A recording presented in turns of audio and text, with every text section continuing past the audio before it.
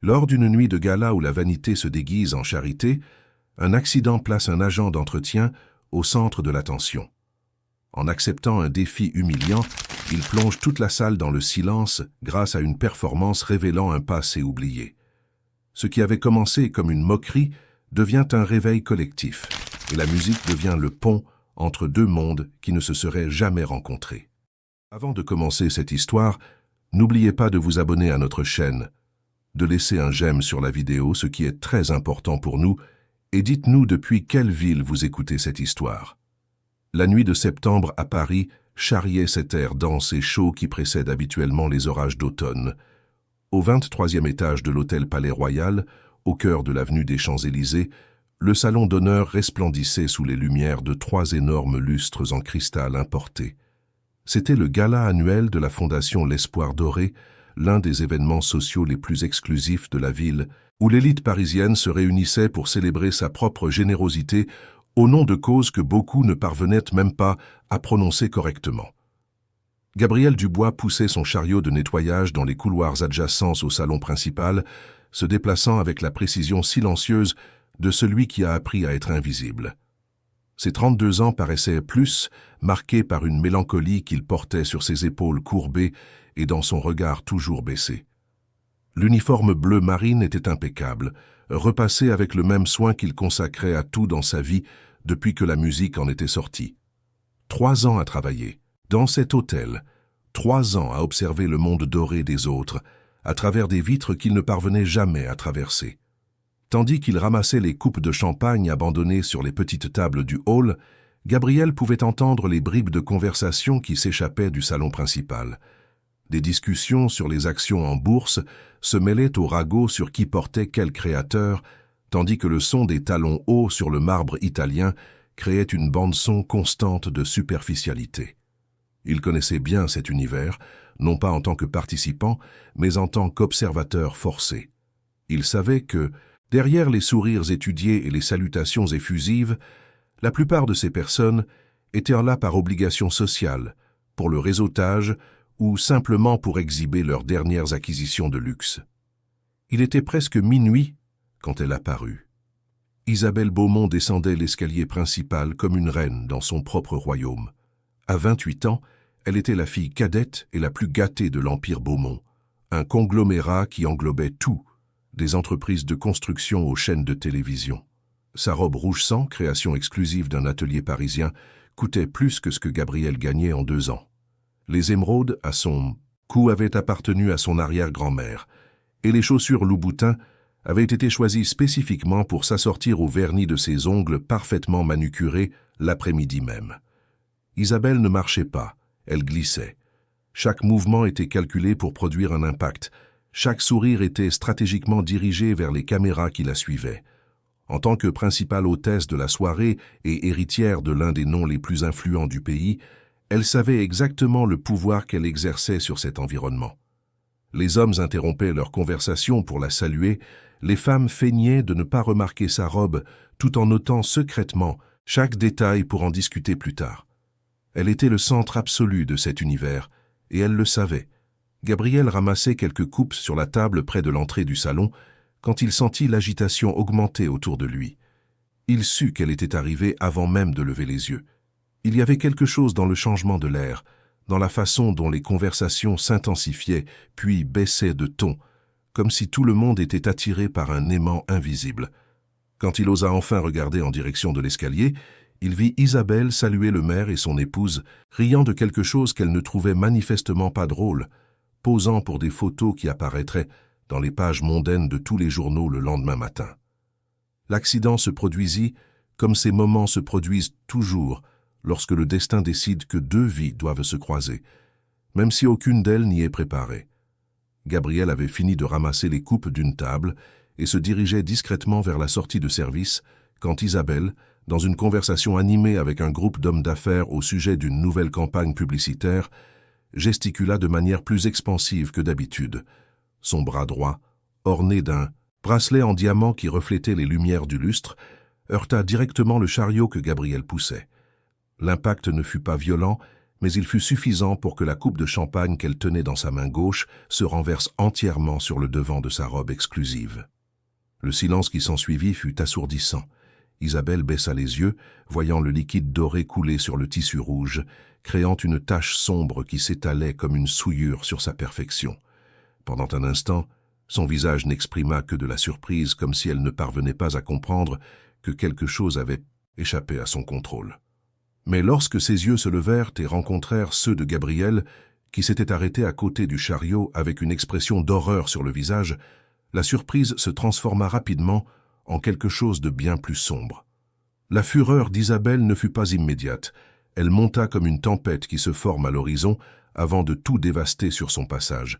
D'abord vint le tremblement presque imperceptible de ses mains, puis le durcissement des muscles de son visage, et enfin l'explosion qui fit se retourner tout le salon pour observer le spectacle. « Avez-vous la moindre idée de ce que vous venez de faire ?» Sa voix trancha l'air comme une lame acérée. « Avez-vous une idée du prix de cette robe? Vous ne gagnez probablement pas en un an ce que je paie pour une pièce comme celle-ci. » Gabrielle ouvrit la bouche pour s'excuser, mais elle ne lui permit pas de prononcer un seul mot. « Taisez-vous, je ne veux pas entendre votre voix. » Isabelle se mit à tourner autour de lui, comme un prédateur étudiant sa proie. « 3 ans à travailler ici, et vous n'avez toujours pas appris à ne pas déranger les gens importants? Quelle est votre fonction, au juste? Ah oui, nettoyer les choses que des gens comme moi jettent. » Un cercle s'était formé autour d'eux. Les invités s'approchaient avec ce plaisir mal dissimulé que les gens ressentent lorsqu'ils sont témoins du drame des autres. Des smartphones étaient discrètement pointés en direction de la scène. Des regards oscillaient entre amusement et gêne. Des chuchotements circulaient comme des virus entre les groupes. « Savez-vous ce qui est le plus pathétique ?» continua Isabelle, sa voix prenant un ton encore plus cruel. « C'est de passer votre vie entière à nettoyer les restes de la vie des autres. Ne jamais rien créer, n'être jamais rien, juste exister dans l'ombre comme un fantôme que personne ne prend la peine de voir. » Gabriel restait immobile, la tête basse, les mains tremblant légèrement le long de son corps. Il avait passé des années à apprendre à être invisible, des années à accepter des humiliations mineures, des blagues sur sa profession, des traitements irrespectueux. Mais il n'avait jamais été confronté à quelque chose d'aussi public, d'aussi délibérément cruel. « Regardez-moi quand je vous parle », cria Isabelle, et quelques invités rirent nerveusement. « J'ai dit de me regarder. » C'est alors que Gabriel leva la tête.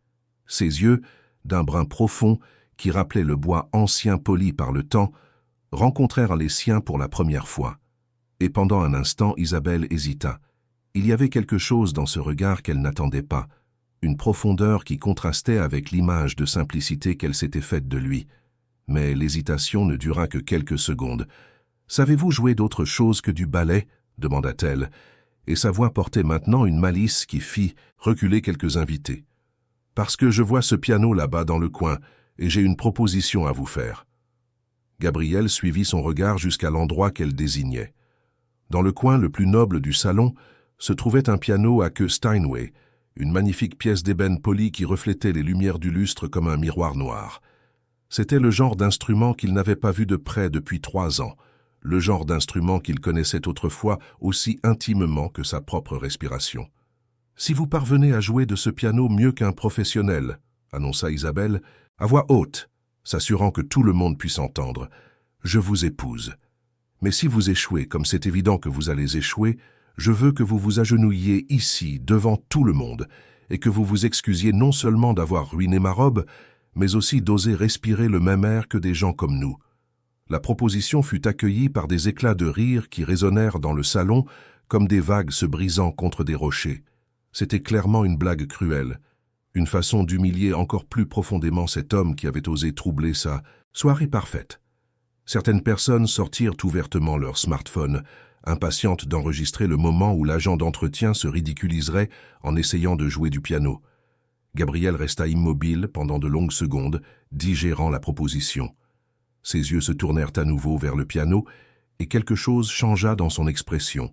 Les rires environnants diminuèrent progressivement lorsqu'ils réalisèrent qu'il ne reculait pas, ne s'excusait pas, ne quittait pas la scène comme il s'y attendait. « J'accepte, dit-il. » Et sa voix, bien que basse, portait une fermeté qui plongea le salon dans un silence soudain et troublant. Isabelle cligna des yeux plusieurs fois comme si elle n'avait pas bien entendu. « Vous acceptez » répéta-t-elle, et pour la première fois depuis son arrivée à l'hôtel, il y avait une note d'incertitude dans sa voix. « J'accepte votre proposition », confirma Gabriel, et il commença à marcher en direction du piano. Le salon s'ouvrit devant lui comme la mer s'était ouverte pour Moïse. Les invités reculaient, créant un chemin entre lui et l'instrument, leurs expressions oscillant entre un amusement anticipé et une curiosité croissante.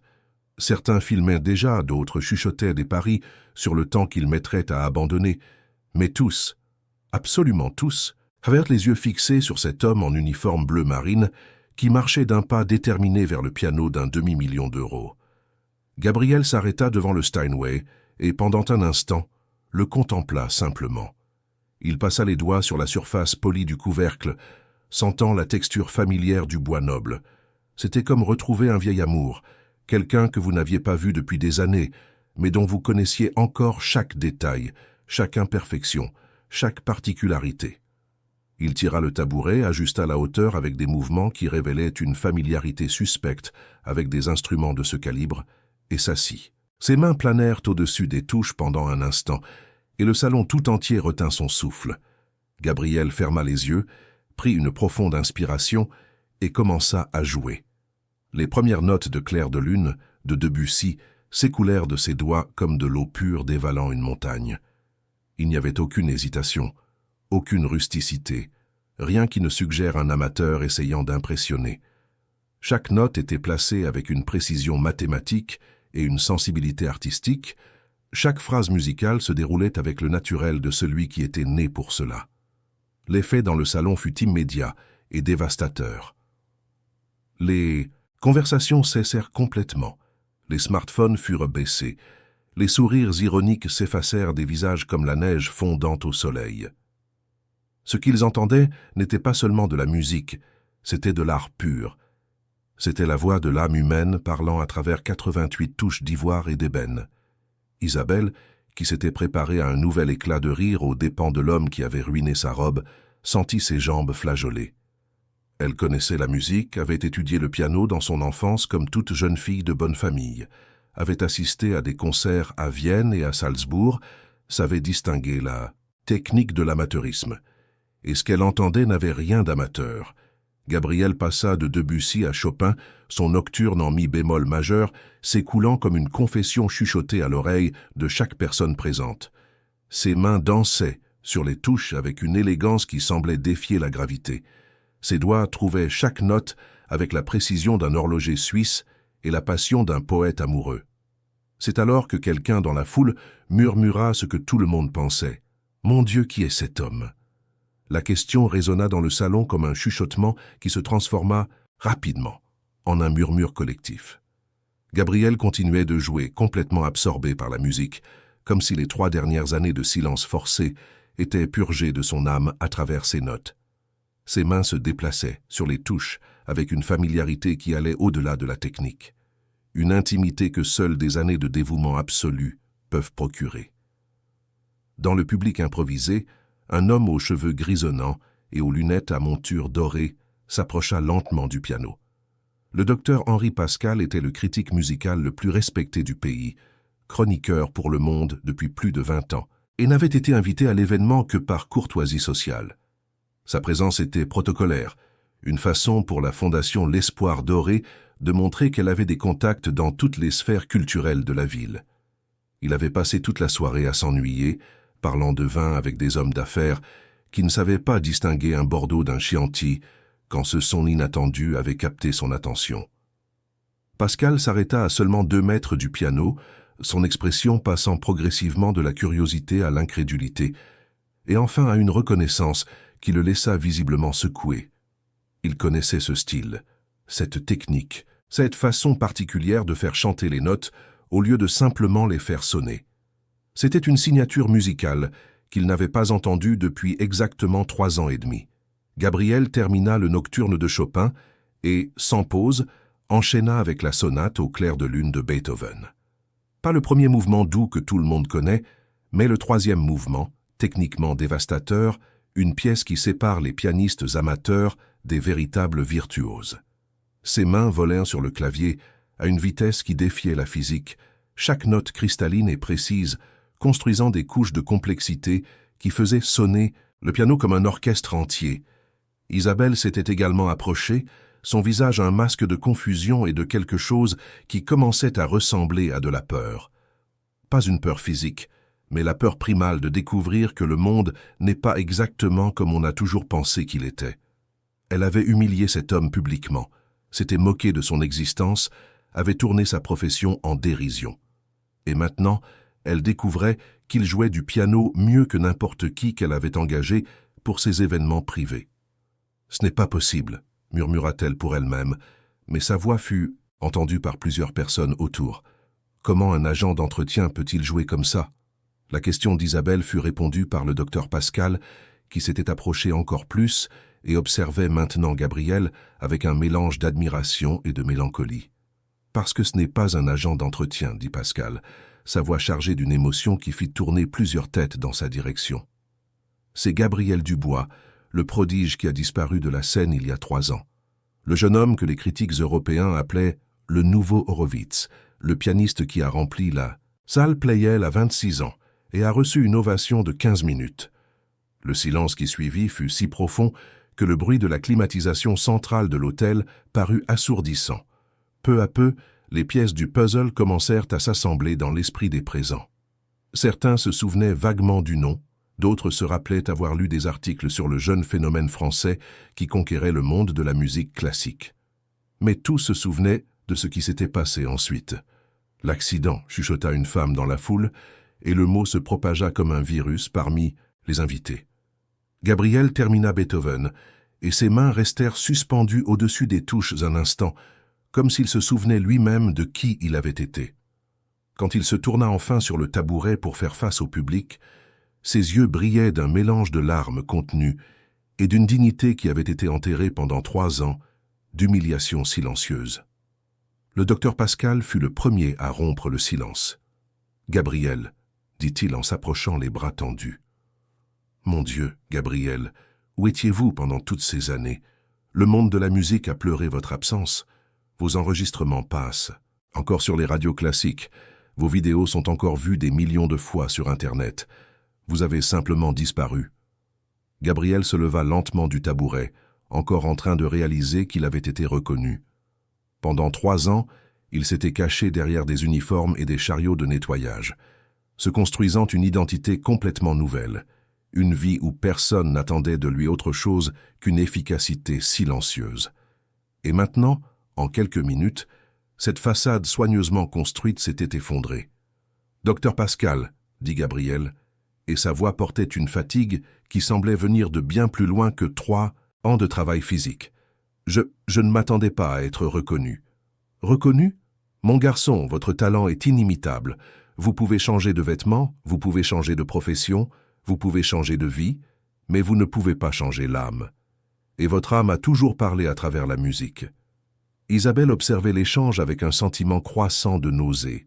Pas la nausée physique, mais cette sensation viscérale qui survient quand on réalise qu'on a commis une erreur terrible, irréversible.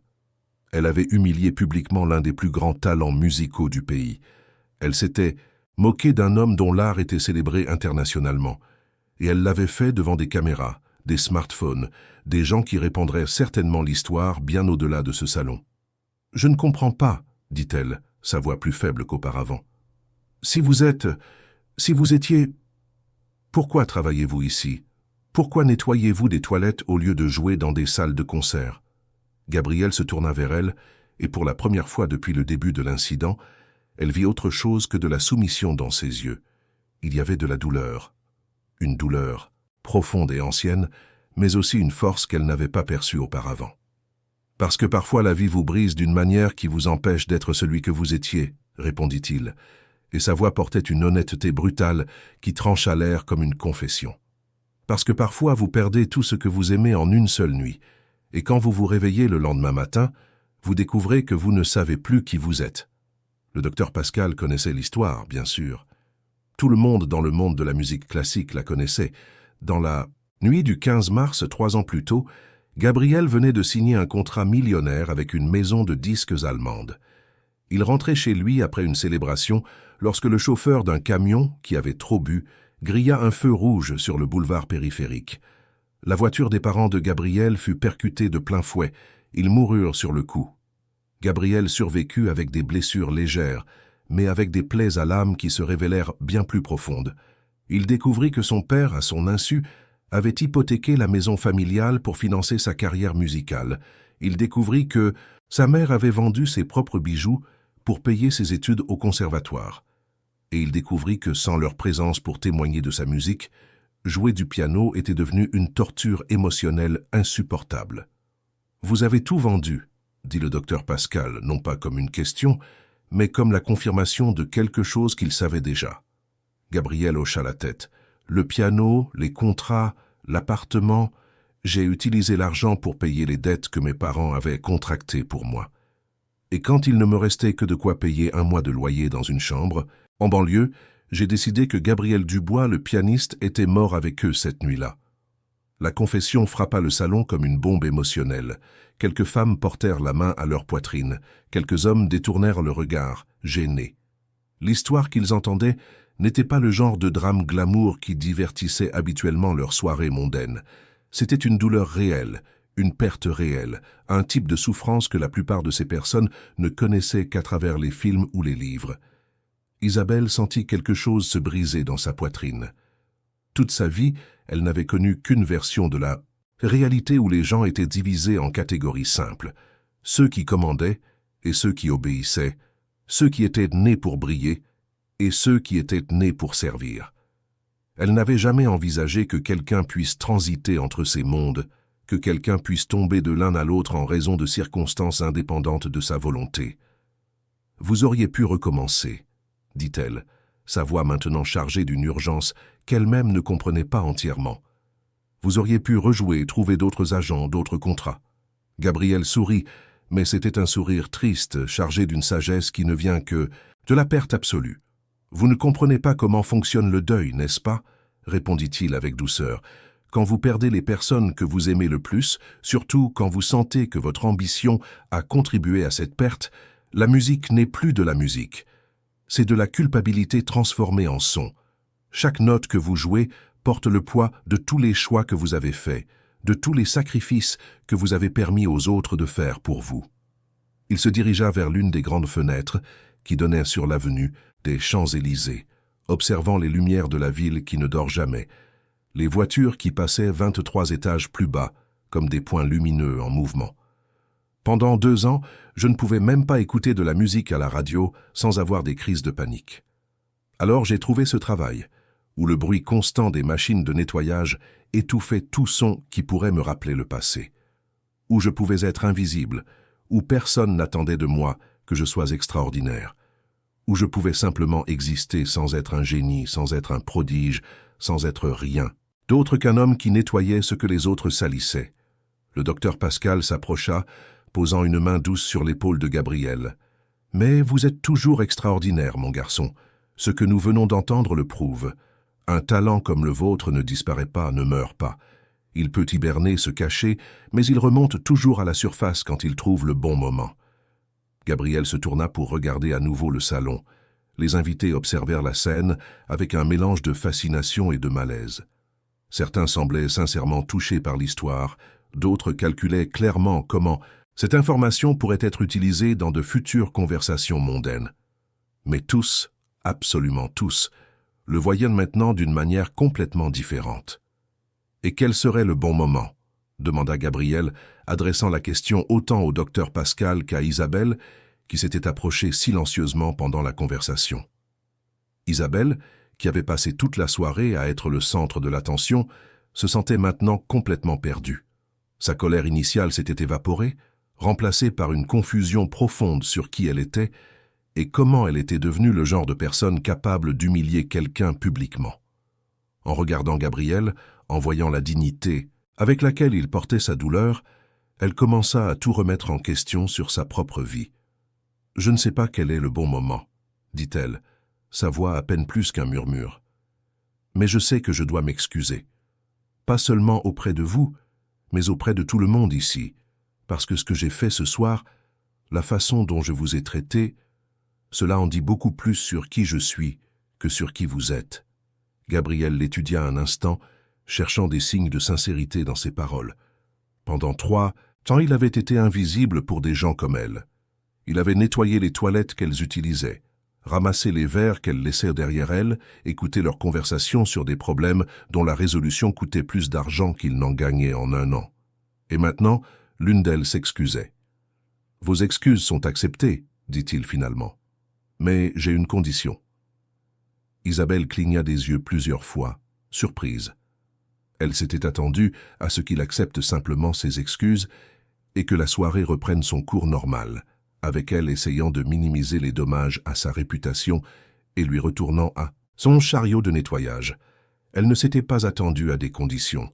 « Quelles conditions ?» demanda-t-elle. Gabriel regarda autour du salon, voyant toutes ces personnes riches et puissantes qui avaient passé la soirée à célébrer leur propre générosité tout en traitant les employés comme du mobilier. Il vit les serveurs qui servaient du champagne sans jamais être regardés dans les yeux, les femmes de ménage qui ramassaient les assiettes sans mériter un merci, les agents de sécurité qui restaient debout pendant des heures sans que personne ne se soucie de leur confort.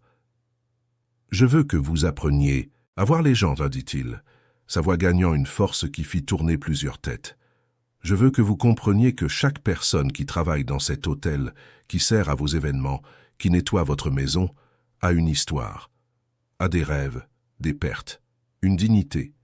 Je veux que vous promettiez que vous essaierez d'être le genre de personne que vos parents auraient aimé que vous soyez, et pas seulement le genre de personne que la société attend de vous. » La proposition frappa Isabelle comme un coup de poing à l'estomac.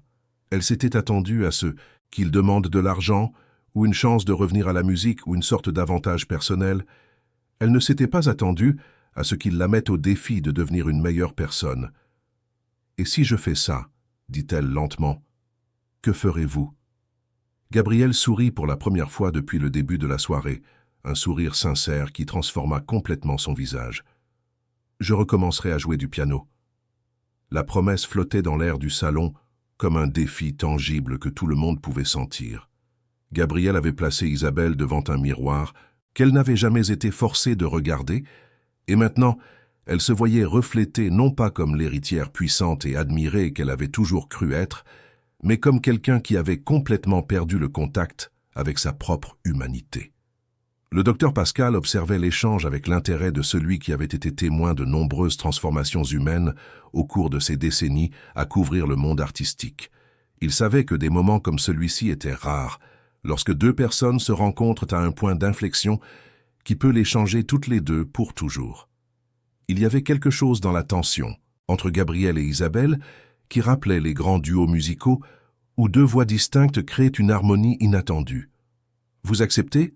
insista Gabriel, ses yeux fixés sur ceux d'Isabelle avec une intensité qui la faisait se sentir complètement exposée.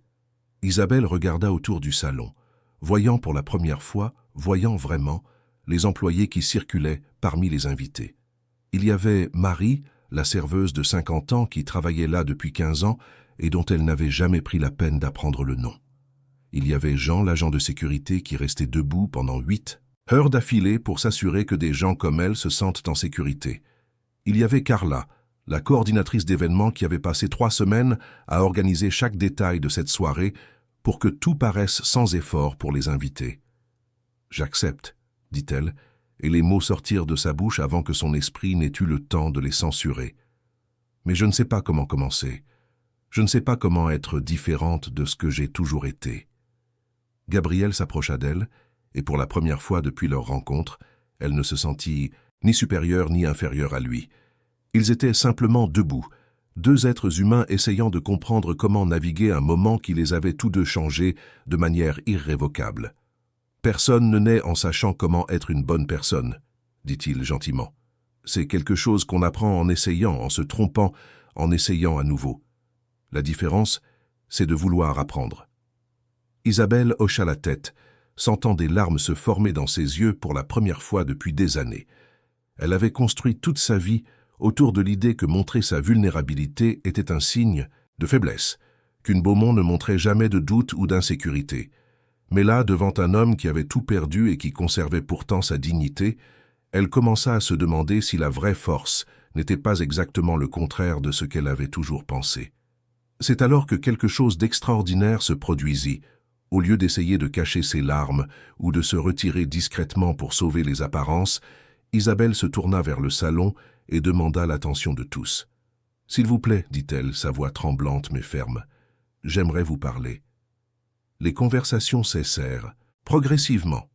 Les smartphones qui avaient été discrètement rangés pendant la performance de Gabrielle furent à nouveau pointés dans sa direction, mais pour des raisons complètement différentes. Tout le monde s'attendait à ce qu'elle fasse une sorte de contrôle des dommages, qu'elle transforme la situation en une anecdote élégante qui pourrait être racontée lors de futurs dîners. « Ce soir, j'ai découvert quelque chose de terrible sur moi-même, » commença-t-elle, et son honnêteté brutale prit tout le monde par surprise. « J'ai découvert que je suis devenu le genre de personne qui humilie d'autres êtres humains par plaisir. Le genre de personne qui traite les employés comme des objets jetables. Le genre de personne qui, confrontée à un talent et une dignité véritable, répond avec cruauté. » Un murmure mal à l'aise parcourut la foule. Ce n'était pas le genre de discours attendu lors d'un événement mondain de ce calibre. Les gens étaient là pour se sentir bien dans leur peau, pour célébrer leur générosité et leur statut. Ils n'étaient pas préparés à une séance d'auto-examen public. « Gabriel Dubois, continua-t-elle en le désignant, n'est pas seulement l'un des plus grands talents musicaux que ce pays ait jamais produit. Il est aussi un exemple de dignité humaine dont j'avais oublié l'existence. Pendant 3 ans, il a travaillé silencieusement parmi nous, traité comme un invisible, et n'a jamais répondu avec amertume ou ressentiment. Même quand je l'ai humilié publiquement, il a répondu avec grâce. » Le docteur Pascal s'approcha de Gabrielle et murmura « Elle le fait vraiment. Elle se met complètement à nu. » Gabrielle observait Isabelle avec un mélange d'admiration et d'inquiétude. Il savait quel genre de courage était nécessaire pour admettre ses failles publiquement, surtout pour quelqu'un qui avait construit toute son identité autour de la perfection et de la supériorité. Mais plus important encore, poursuivit Isabelle, sa voix gagnant en force, Gabrielle m'a fait réaliser que chaque personne dans ce salon, chaque personne qui a servi notre nourriture ce soir, chaque personne qui a nettoyé nos assiettes, chaque personne qui a assuré notre sécurité a une histoire, a une famille, des rêves, des peurs, une dignité. Et je promets, devant vous tous, que je passerai le reste de ma vie à essayer d'être le genre de personne qui honore cette dignité. » Le silence qui suivit était différent du silence qui avait accompagné la musique de Gabrielle. C'était le silence lourd du malaise collectif, car beaucoup de personnes dans cette salle se reconnaissaient dans la confession d'Isabelle. Combien d'entre eux traitaient leurs chauffeurs comme des meubles? Combien connaissaient les noms des personnes qui nettoyaient leur maison? Combien avaient jamais envisagé que le serveur qui leur servait leur vin avait peut-être un diplôme universitaire et n'était là que temporairement? Ce fut Marie, la serveuse chevronnée, qui rompit le silence. Elle avait arrêté de ramasser les coupes et observait la scène, les larmes aux yeux. « Madame Isabelle, dit-elle, sa voix chargée d'une émotion qui fit se retourner plusieurs personnes pour la regarder. En 15 ans de travail ici, c'est la première fois que j'entends quelqu'un comme vous parler ainsi. Je m'appelle Marie Leclerc, j'ai 3 enfants, et je suis ici aujourd'hui parce que mon rêve est qu'ils aient de meilleures opportunités que les miennes. » L'introduction de Marie fut comme l'ouverture des vannes d'un barrage émotionnel. D'autres employés commencèrent à s'approcher, chacun partageant brièvement son histoire. Jean, l'agent de sécurité, raconta qu'il terminait un cours du soir en administration. Carla, la coordinatrice d'événements, révéla qu'elle avait commencé comme agent d'entretien 10 ans plus tôt et avait étudié la nuit pour arriver là où elle était. Robert, le barman, économisait pour ouvrir son propre restaurant. Isabelle écoutait chaque histoire avec une attention qui la surprit elle-même. Pour la première fois de sa vie d'adulte, elle s'intéressait sincèrement aux expériences des autres, non pas comme un divertissement ou par obligation sociale, mais parce qu'elle commençait à comprendre que chaque vie humaine portait des complexités et des beautés qu'elle n'avait jamais pris la peine de remarquer. Gabrielle observait la transformation se produire sous ses yeux avec un mélange d'espoir et de scepticisme. Il avait vu de nombreuses personnes riches faire de grandes promesses dans des moments d'émotion, pour ensuite retourner à leurs vieilles habitudes une fois les caméras éteintes. Mais il y avait quelque chose dans la vulnérabilité d'Isabelle qui semblait authentique, une véritable rupture de l'armure qu'elle avait portée toute sa vie. « Maintenant, c'est à votre tour, » dit Isabelle en se tournant vers Gabriel. « Vous avez promis que vous recommenceriez à jouer du piano. Quand ?» Gabriel sourit, mais c'était un sourire nerveux. Faire la promesse avait été facile dans le feu de l'action. La tenir serait beaucoup plus difficile. Pendant 3 ans, il s'était convaincu qu'il ne jouerait plus jamais, que cette partie de sa vie était morte avec ses parents. L'idée de retourner sur scène, de s'exposer à nouveau à la vulnérabilité qui accompagne la performance, le terrifiait. « Je ne sais pas si je peux simplement revenir, admit-il. C'est plus compliqué que ça. Ce n'est pas comme faire du vélo, où l'on n'oublie jamais. C'est comme essayer d'aimer à nouveau, après que votre cœur a été brisé. » Le docteur Pascal s'approcha, posant à nouveau sa main sur l'épaule de Gabriel. « Pas besoin que ce soit tout de suite sur les grandes scènes, dit-il. Et si nous commencions petit? Un récital ici à l'hôtel peut-être, pour les employés, pour les gens qui n'ont normalement pas accès à la musique classique. Vous pourriez jouer pour les gens qui comptent vraiment au lieu de jouer pour les critiques et les hommes d'affaires. » La suggestion frappa Gabriel comme un éclair. Pendant toutes ces années de carrière, il avait joué pour des publics qui comprenaient la musique, qui analysaient chaque note, qui comparaient ses interprétations à des enregistrements historiques. L'idée de jouer pour des gens qui ressentiraient simplement la musique, sans jugement technique, sans attente basée sur sa réputation, était à la fois libératrice et terrifiante. « Ce serait différent, » dit-il lentement. « Ce serait honnête. » Isabelle, qui avait écouté la conversation, eut soudain une idée qui l'excita d'une manière qu'elle n'avait pas ressentie depuis des années. « Et si c'était plus que ça ?» dit-elle, ses yeux brillants d'une énergie nouvelle.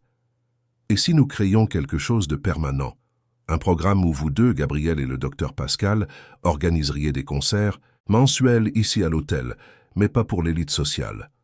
Pour les employés, pour les gens de la communauté, pour les familles qui n'ont jamais eu la chance d'entendre de la musique classique en direct. » Gabriel resta silencieux un instant, digérant la proposition.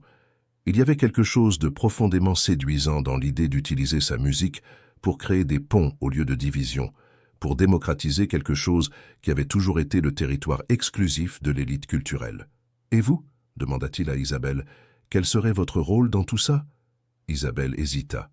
Toute sa vie, son rôle dans n'importe quel projet avait été de financer, de prêter son nom, d'apparaître pour les photos et de passer à l'obligation sociale suivante, l'idée de s'impliquer réellement, d'apprendre, de travailler aux côtés de personnes qu'elle avait toujours considérées comme des subalternes, était complètement nouvelle. « Je veux apprendre, » dit-elle finalement. « Je veux aider à organiser. Je veux connaître les gens qui viendront. Je veux comprendre ce que c'est que de faire quelque chose qui compte vraiment, au lieu de simplement faire quelque chose qui génère une bonne publicité. » Gabriel étudia son visage, cherchant des signes que ce n'était qu'une phase temporaire, un caprice émotionnel qui passerait en quelques semaines. Mais il y avait de la détermination dans ses yeux, une soif d'authenticité qu'il reconnaissait parce qu'il avait ressenti quelque chose de similaire lorsqu'il avait décidé d'abandonner la musique et de commencer une nouvelle vie. « D'accord, » dit-il, « mais à certaines conditions. Pas de publicité pendant les 6 premiers mois, pas de photographe mondain, pas d'articles sur votre générosité dans les journaux. Si vous voulez vraiment faire ça, ça doit être parce que vous y croyez, pas parce que ça améliorera votre image. » Isabelle hocha la tête immédiatement, se surprenant elle-même par la rapidité de sa réponse. « Accepté. Quand est-ce qu'on commence ?» Le docteur Pascal rit, un son sincèrement joyeux qui trancha la tension émotionnelle des dernières minutes. « Que diriez-vous de vendredi prochain? Gabriel, vous avez une semaine pour choisir un répertoire.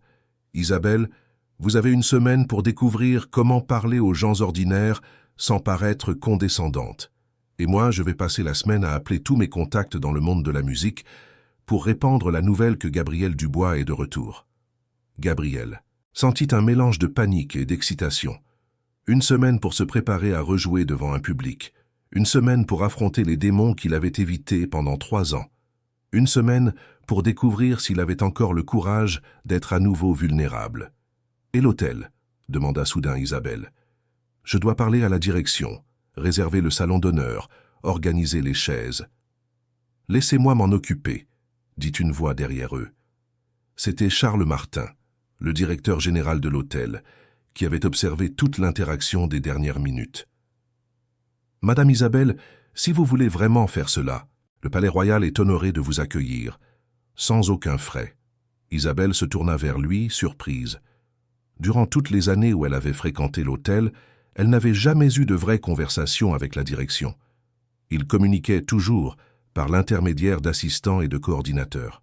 « Monsieur Martin, dit-elle, et pour la première fois, elle utilisa son nom au lieu de simplement faire un geste quand elle avait besoin de quelque chose.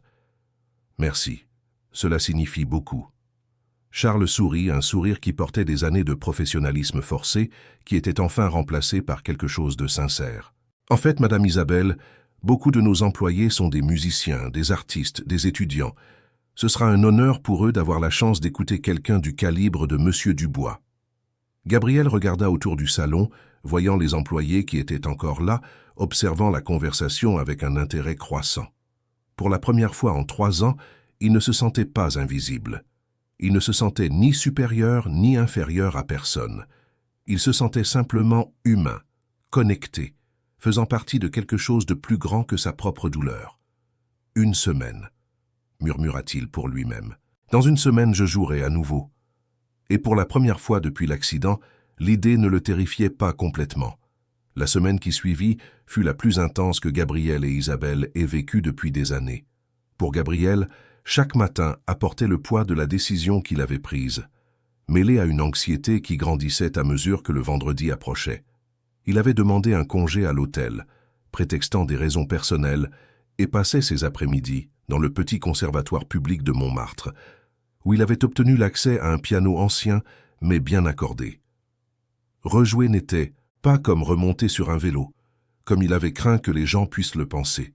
C'était comme retrouver un vieil amour que l'on avait profondément blessé en essayant de reconstruire une intimité qui avait été naturelle, mais qui exigeait maintenant un effort conscient et un pardon mutuel. Ses mains, durcies par 3 ans de travail physique, protestèrent d'abord contre les mouvements délicats que la musique exigeait. Mais peu à peu, la mémoire musculaire commença à revenir, les connexions neuronales qui avaient été dormantes commencèrent à se réveiller. Isabelle, de son côté, découvrait un monde entièrement nouveau. Pour la première fois de sa vie d'adulte, elle faisait quelque chose sans assistant, sans coordinateur, sans une équipe de personnes payées pour garantir que tout se déroulerait parfaitement. Elle avait passé la semaine à parler personnellement avec les employés de l'hôtel, à visiter les communautés voisines pour promouvoir le concert, à apprendre des noms, à écouter des histoires, à découvrir qu'il existait un Paris entier qu'elle n'avait jamais remarqué. Mardi, elle visita la maison de Marie, la serveuse chevronnée, dans une petite maison de la banlieue Est que Marie partageait avec ses 3 enfants. Isabelle n'avait jamais été dans une maison où l'espace était si soigneusement optimisé, où chaque objet avait une fonction spécifique et nécessaire. Elle parla avec les enfants de Marie, découvrit que le plus jeune, âgé de 15 ans, jouait de la guitare et rêvait d'être musicien. Elle promit qu'il serait un invité spécial au concert. Jeudi, elle déjeuna à la cantine de l'hôtel avec un groupe d'employés, assise à une table en plastique au lieu des salons privés qu'elle avait l'habitude d'utiliser. Elle écouta Jean, l'agent de sécurité, parler de ses études d'administration, de ses espoirs d'ouvrir sa propre entreprise, de ses craintes d'avoir des enfants dans une ville si violente. Elle écouta Carla raconter comment elle avait quitté une petite ville de province avec une valise et un rêve, comment elle avait travaillé comme agent d'entretien le jour et étudié la nuit jusqu'à devenir coordinatrice d'événements. Chaque conversation était une fenêtre sur un monde qui avait toujours existé parallèlement au sien, mais qu'elle n'avait jamais pris la peine d'observer. Et chaque histoire la faisait se demander non seulement comment elle était devenue si aveugle à l'humanité qui l'entourait, mais comment toute sa classe sociale avait réussi à construire des bulles si imperméables qu'elles permettaient d'ignorer complètement la réalité de la plupart des gens. Gabriel, pendant ce temps, menait ses propres batailles intérieures. Mercredi, alors qu'il pratiquait un nocturne de Chopin, qui était l'une de ses pièces préférées, il eut une crise de panique qui le laissa tremblant à côté du piano pendant 20 minutes. Les notes avaient déclenché un souvenir si vif des derniers moments avec ses parents qu'il eut l'impression que l'accident se reproduisait. Un instant, il envisagea d'abandonner, de retourner à l'hôtel, de redemander son travail, de retourner à la sécurité de l'invisibilité. Ce fut le docteur Pascal qui le trouva assis par terre au conservatoire, serrant ses genoux contre sa poitrine. « Les souvenirs reviennent toujours quand vous essayez de rejouer ?» demanda le critique, s'asseyant par terre à côté de Gabriel. « Ce ne sont pas seulement des souvenirs, » répondit Gabriel d'une voix brisée. « C'est de la culpabilité. Chaque note que je joue est un rappel de la façon dont mon ambition a coûté leur vie. Si je n'avais pas tant insisté sur ma carrière, si je n'avais pas accepté ce contrat, ils ne seraient pas sortis ce soir-là pour fêter ça. Ils seraient encore en vie. » Le docteur. Pascal resta silencieux un long moment, digérant la confession. Il avait imaginé que la culpabilité était derrière l'éloignement de Gabriel de la musique, mais entendre la réalité était différent de spéculer à ce sujet. « Vous savez que ce n'est pas vrai, n'est-ce pas ?» dit-il finalement. « Vos parents ne sont pas morts à cause de votre musique. Ils sont morts à cause d'un chauffeur irresponsable qui a pris une décision terrible. La musique était leur fierté, leur joie. Détruire ce qu'ils aimèrent le plus en vous ne les honore pas, Gabriel. Cela les trahit. » Les mots frappèrent Gabriel comme un coup de poing à l'estomac, mais un coup nécessaire. Pendant 3 ans, il avait porté une culpabilité qui n'était pas la sienne. Il s'était puni pour des crimes qu'il n'avait pas commis. Et dans sa douleur, il avait refusé au monde ce que ses parents voulaient le plus qu'il partage. « Comment puis-je être sûr que je joue pour eux, et non pour moi ?»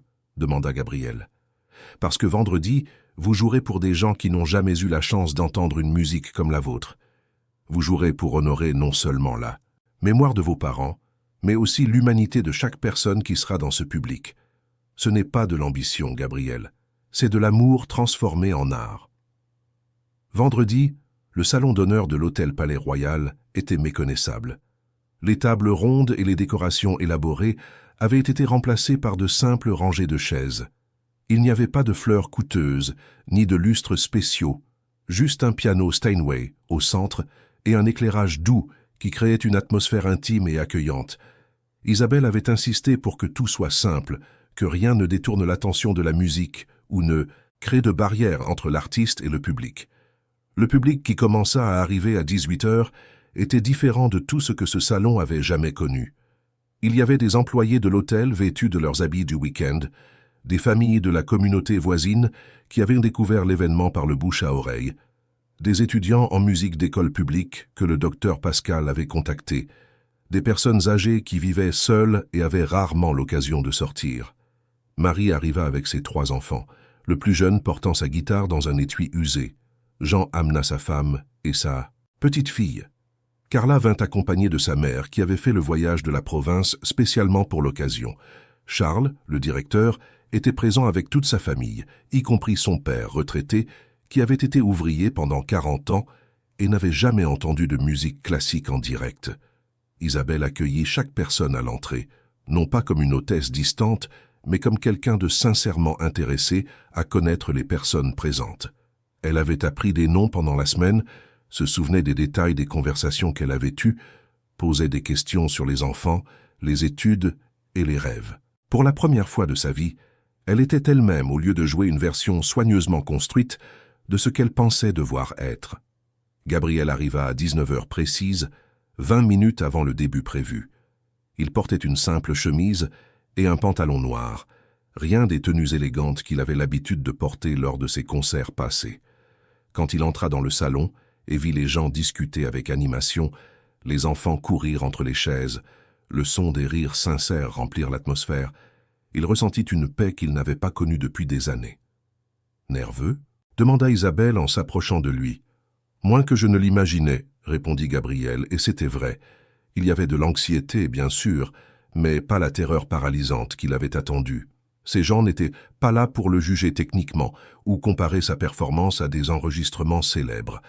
Ils étaient là simplement pour écouter de la musique, pour se connecter à quelque chose de beau. Le docteur Pascal fit une présentation brève et chaleureuse, expliquant qui était Gabriel sans entrer dans les détails de son absence de la scène, se concentrant sur son talent et sa générosité à partager son art de manière si intime. Quand Gabriel s'assit au piano, le salon plongea dans un silence d'attente, mais non intimidant. Gabriel commença par Clair de Lune, la même pièce qu'il avait jouée le soir du gala. Mais cette fois, chaque note portait une intention différente. Ce n'était pas une démonstration de technique ou une tentative d'impressionner, c'était une communication pure, une conversation entre son âme et les âmes de ceux qui l'écoutaient. Il voyait le visage d'un petit enfant qui écoutait de la musique classique pour la première fois, les yeux fermés d'une personne âgée qui semblait être transportée dans un autre temps, les larmes silencieuses de Marie alors qu'elle tenait la main de son plus jeune fils. Il enchaîna avec une sélection de pièces françaises qu'il avait apprises dans son enfance, des mélodies qui mêlaient le savant et le populaire d'une manière qui mettait tout le monde dans le public à l'aise. Il y eut du Satie, du Fauré et même quelques compositions personnelles qu'il avait créées des années auparavant, mais n'avait jamais eu le courage de présenter publiquement. Au milieu du concert, quelque chose de magique se produisit. Gabriel arrêta de jouer et invita le fils de Marie, l'adolescent à la guitare, à le rejoindre. Le garçon monta sur scène avec hésitation, accordant son instrument les mains tremblantes. Ensemble, ils créèrent une improvisation qui mêlait le classique et le populaire, le piano et la guitare, des générations et des expériences différentes se rencontrant dans le langage universel de la musique. Le public n'écoutait pas seulement, il participait. Il y avait des gens qui se balançaient doucement avec la musique, d'autres qui fredonnaient des mélodies connues, des enfants bercés par leurs mères au son des notes les plus douces. C'était la musique comme elle devrait être, non? Pas comme un produit culturel élevé et inaccessible, mais comme une expression humaine partagée. Quand Gabriel joua sa dernière pièce, une version personnelle de l'Ave Maria qu'il avait écrite en hommage à sa mère, il n'y avait pas un œil sec dans l'assistance. Non pas par sentimentalisme forcé, mais parce que tout le monde avait ressenti quelque chose d'authentique, avait été touché par quelque chose de plus grand que leur vie quotidienne. L'ovation qui suivit fut différente de tout ce que Gabriel avait connu dans sa carrière précédente. Ce n'étaient pas des applaudissements polis ou protocolaires. C'était de la gratitude, pure, de l'amour pur, la reconnaissance humaine d'un moment qui avait transformé toutes les personnes présentes. Isabelle observait depuis le côté, les larmes coulant librement sur son visage. Pour la première fois de sa vie, elle avait fait partie de quelque chose de vraiment important. Quelque chose qui créait un lien humain au lieu d'une division sociale. Elle avait aidé à organiser quelque chose qui comptait vraiment, et la satisfaction qu'elle ressentait était complètement différente de la validation vide qu'elle cherchait habituellement dans les événements mondains. Après le départ de la dernière personne, Isabelle, Gabriel et le docteur Pascal restèrent seuls dans le salon. Le silence était confortable, chargé de l'énergie résiduelle de quelque chose de spécial qui venait de se produire. « Comment vous sentez-vous » demanda Isabelle à Gabriel. « Vivant » répondit-il simplement. « Pour la première fois en 3 ans, je me sens complètement vivant. »« Et vous » demanda Gabriel à Isabelle. « Comment vous sentez-vous de faire partie de quelque chose de réel » Isabelle sourit, un sourire qui transforma complètement son visage. « Comme si je venais de découvrir qui je suis vraiment. » Le docteur Pascal les observait, tous les deux avec une profonde satisfaction. Il avait été témoin de nombreuses transformations au cours de sa carrière, mais il avait rarement vu des changements aussi profonds se produire simultanément chez 2 personnes. « Et maintenant » demanda-t-il. « Quelle est la suite » Gabriel et Isabelle se regardèrent, et quelque chose passa entre eux qui n'avait pas besoin de mots. Ce n'était pas de la romance, pas de la passion au sens traditionnel. C'était une reconnaissance mutuelle, un respect profond, la compréhension qu'ils s'étaient sauvés l'un l'autre de versions d'eux-mêmes qu'ils ne voulaient plus être. « Maintenant on recommence, dit Isabelle. Et encore, et on continue jusqu'à ce que tous ceux qui veulent écouter en aient l'occasion. Et je retourne aussi sur les scènes traditionnelles, ajouta Gabriel, mais d'une manière différente, avec un but différent. Pour construire des ponts, pas pour me mettre en valeur. Et j'apprends à être une personne que mes parents seraient fiers d'appeler leur fille, conclut Isabelle. 6 mois plus tard, le programme de concert communautaire était devenu un phénomène à Paris. Gabriel était également revenu sur les scènes traditionnelles, mais il réservait toujours une partie de son emploi du temps pour des représentations gratuites dans des communautés défavorisées. Ses performances portaient désormais une profondeur émotionnelle que les critiques jugeaient supérieure à celle de ses premières années de carrière. Isabelle avait transformé la Fondation L'Espoir Doré d'une organisation qui promouvait des événements mondains pour l'élite en une institution qui créait réellement des opportunités pour les personnes en situation de vulnérabilité. Elle avait appris non seulement à voir les gens, mais à travailler avec eux, à écouter leurs besoins réels, au lieu d'imposer ses propres idées de charité. L'accident qui avait détruit une vie et presque détruit une autre était devenu le catalyseur de 2 transformations qui ont touché des centaines d'autres vies. Gabriel et Isabelle ne sont jamais devenus un couple au sens romantique, mais ils sont devenus quelque chose de peut-être encore plus puissant, des partenaires dans la mission d'utiliser leurs privilèges et leurs talents pour créer un monde plus humain. L'histoire qui a commencé par l'humiliation et la douleur s'est terminée par la musique et l'espoir. Et chaque vendredi dans le salon d'honneur de l'hôtel Palais Royal, l'art continuait de construire des ponts entre des mondes qui semblaient autrefois inconciliables. Chers auditeurs, le parcours de Gabriel et d'Isabelle nous enseigne que les moments les plus transformateurs de nos vies arrivent souvent déguisés en nos pires cauchemars. Si cette histoire a touché votre cœur, si vous avez été ému par cette profonde transformation de 2 âmes qui se sont rencontrées au moment exact où elles en avaient le plus besoin, laissez votre j'aime, abonnez-vous à la chaîne et dites-nous dans les commentaires quel moment vous a le plus marqué. Chaque jour, ici dans cet espace, nous partageons des histoires qui révèlent la capacité infinie que nous avons tous de nous réinventer, de trouver notre humanité même dans les moments les plus sombres, de découvrir que notre plus grande faiblesse peut devenir notre plus grande force. Gabriel a recommencé à jouer non seulement du piano, mais aussi des cordes du cœur humain. Isabelle a appris que la véritable noblesse ne vient pas du nom que nous portons, mais des vies que nous touchons avec bienveillance. Et vous, qui nous accompagnez dans ce voyage sonore, vous nous rappelez chaque jour que des histoires comme celle-ci comptent, que nous portons tous en nous la capacité d'être meilleurs que nous ne l'étions hier. Nous vous attendons pour le prochain épisode, avec une autre histoire qui va droit au cœur, et nous rappelle que peu importe l'obscurité de la nuit, il y a toujours une musique qui attend d'être jouée, il y a toujours une chance de recommencer, plus humain, plus connecté, plus vivant.